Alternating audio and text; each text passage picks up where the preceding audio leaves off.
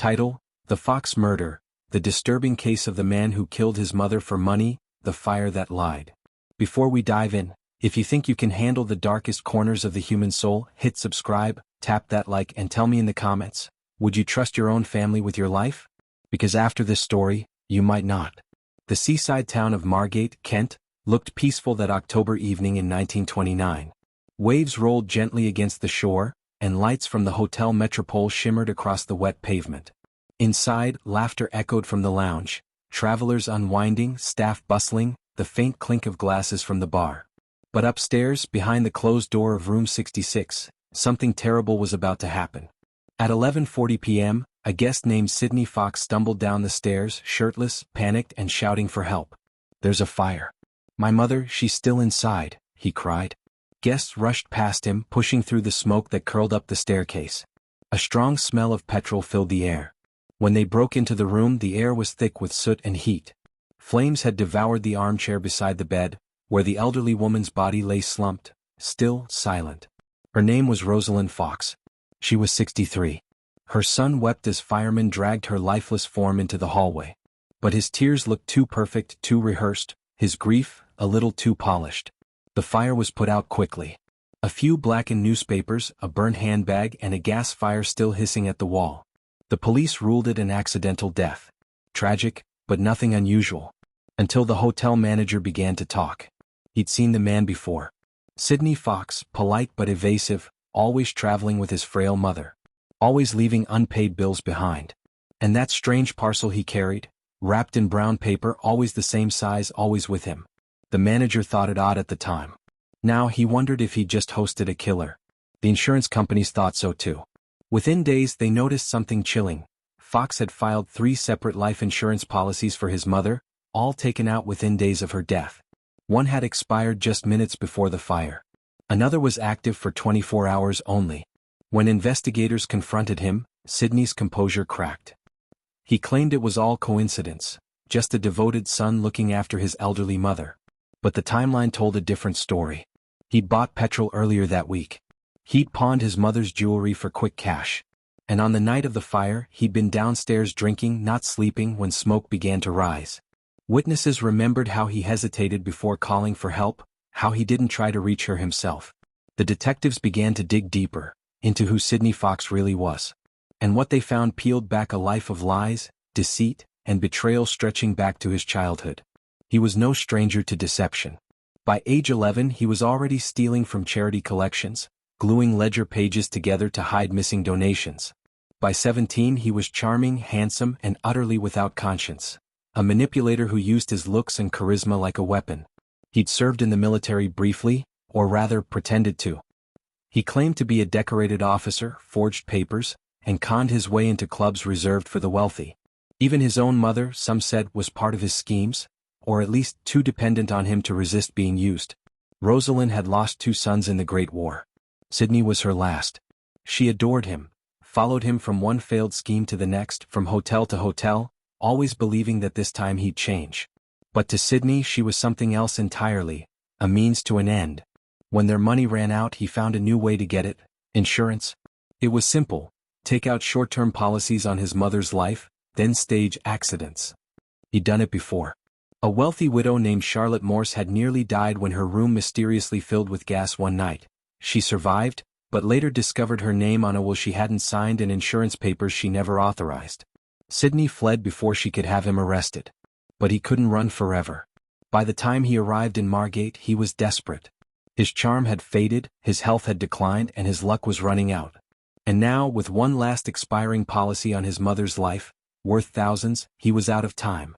Investigators re-examined the scene at the Hotel Metropole. The scorch marks didn't make sense. The fire hadn't spread naturally. The carpet between the chair and gas fire was untouched. 6 inches of safety where flames should have burned. And beneath the armchair?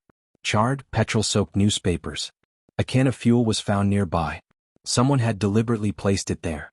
Someone had made sure the blaze would start exactly where Rosalind sat. But there was one more detail, something even more disturbing. The pathologist discovered there was no soot in her lungs. She hadn't breathed the smoke. Which meant, she was already dead before the fire began.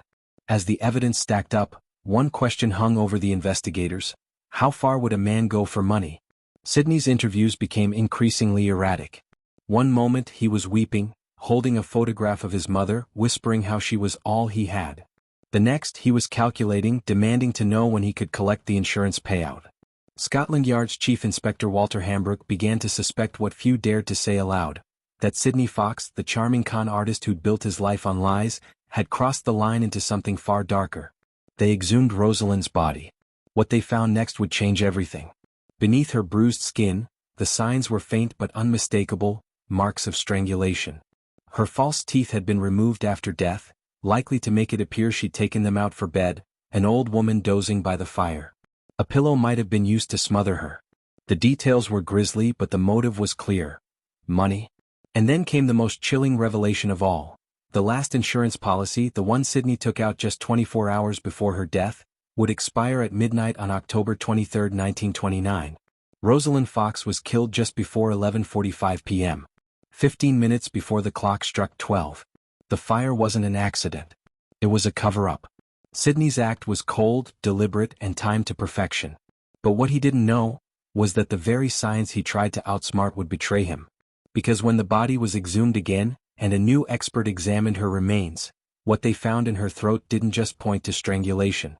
It pointed to something far more sinister, something that could unravel the entire case, and maybe, just maybe, prove that the real story of Rosalind Fox's death wasn't what it seemed. The son who smiled at the gallows. The autopsy report on Rosalind Fox was supposed to end the investigation. Instead, it exploded it wide open. Forensic science was still young in 1929, but the pathologist, Sir Bernard Spilsbury, was one of the most feared men in any courtroom. His word had sent dozens to the gallows. And when he studied Rosalind's body, he found something chilling. The bruising on her throat wasn't random. It matched fingers and a thumb, a hand pressing down, squeezing the life out of her. The shape, the depth, the placement, it was human. And when Spilsbury testified that Rosalind had been strangled before the fire ever began, the polite seaside tragedy of Margate became a national sensation. Within days, Sidney Fox was arrested and charged with murder.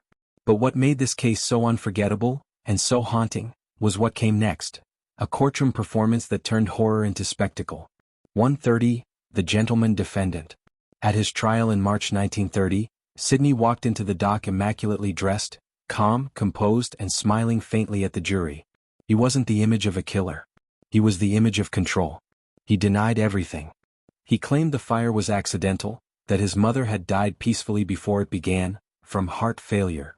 His defense team argued that Spilsbury was mistaken, that the marks on her throat could have come from her necklace being pulled as she tried to escape. But every time he spoke, every gesture, every tear felt off. Too deliberate.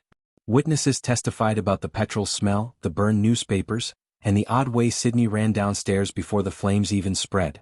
Hotel staff described how, earlier that day, he'd been agitated, pacing, calling himself a ruined man. And then came the insurance papers. 3 policies. All taken out within days. All forged with his mother's shaky signature. Each policy worth more than he could make in a lifetime. Each one expiring within days of the murder. When the prosecutor laid out the timeline, insurance, fire, money, and murder, the courtroom fell silent. The jury saw it too, the pattern, the greed, the cold calculation. But here's where it gets darker. 4 o'clock, the pathologist's curse. Sir Bernard Spilsbury was a man revered like a god in British courts. But even gods make mistakes. His testimony was powerful, confident, but circumstantial. Other doctors weren't so sure. They argued that the bruises might not be from strangulation at all. They might have come after death, as her body was dragged from the burning chair. But no one dared to contradict Spilsbury in front of a jury.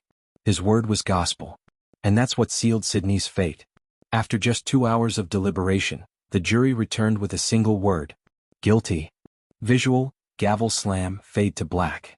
The judge put on his black cap and sentenced him to death by hanging. 5:15, the final act. When Sidney was taken back to his cell at Maidstone Prison, the guard said he never lost his composure. He wrote letters to friends, smiled to reporters, and maintained his innocence to the end. On the morning of April 8, 1930, he dressed carefully, asked for a cup of tea, and walked calmly to the gallows. The hangman adjusted the rope, asked if he had any last words. Sidney just said, "I am innocent." Then with a single nod, the trapdoor opened. SFX, Wooden lever, quick drop, silence. He was 34 years old. Visual, fade to archival photo of Maidstone prison with slow pan. 6 o'clock, but did he do it? Here's the twist. Decades later, forensic experts began re-examining Spilsbury's old cases. They found errors, assumptions made without modern testing. And one of the most debated was Sidney Fox's conviction. Some modern pathologists argued the so-called strangulation marks could indeed have been post-mortem damage. Others noted the absence of internal hemorrhaging consistent with choking. And if that's true, then Sidney may have been guilty only of insurance fraud, not murder. Did he kill his mother?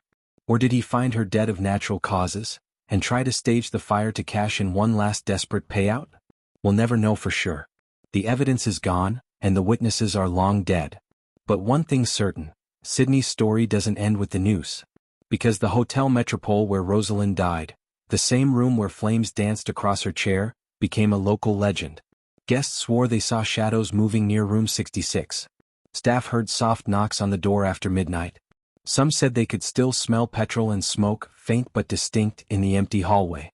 Whether ghost or guilt, the story of Sidney and Rosalind Fox still lingers like smoke, a reminder that sometimes the most terrifying monsters wear familiar faces.